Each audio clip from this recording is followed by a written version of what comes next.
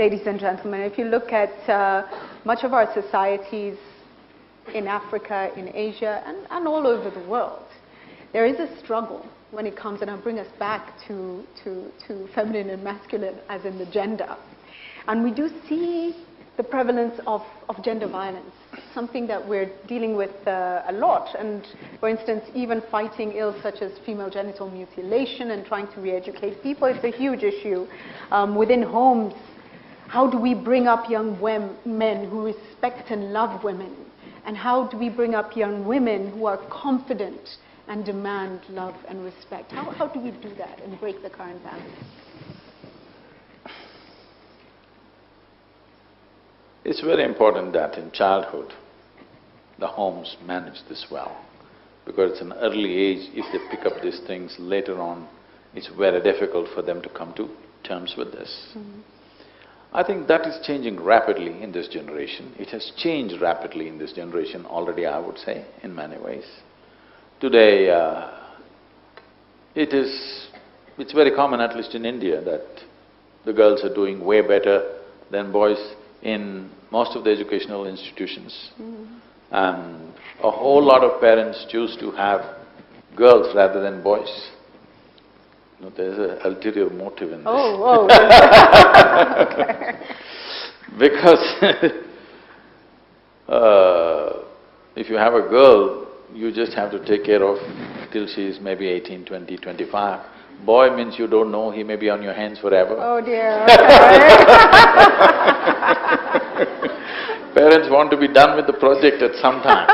Project children must be over at some point. Right.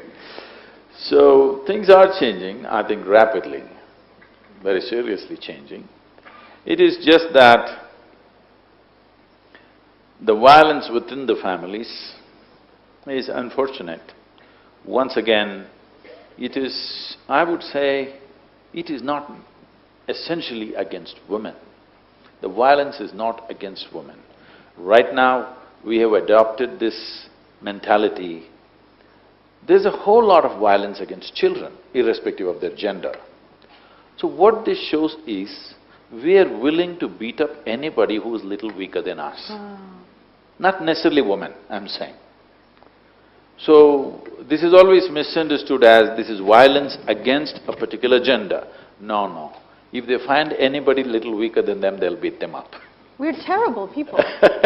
No. It comes back to the consciousness and that is that. So, this is because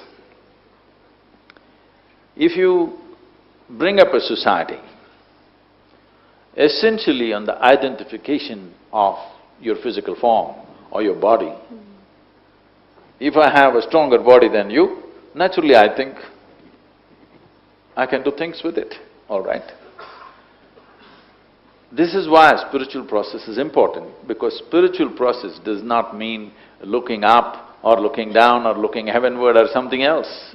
Spiritual process means your experience of life has touched a dimension beyond physical nature. Once your identification shifts to something beyond your physicality, then your physical dominance is not of any significance to yourself.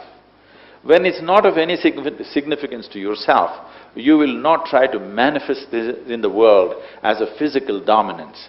It is wanting to dominate. And now because we are identified with the body so much, we will try to dominate physically, which is experienced as violence by somebody else.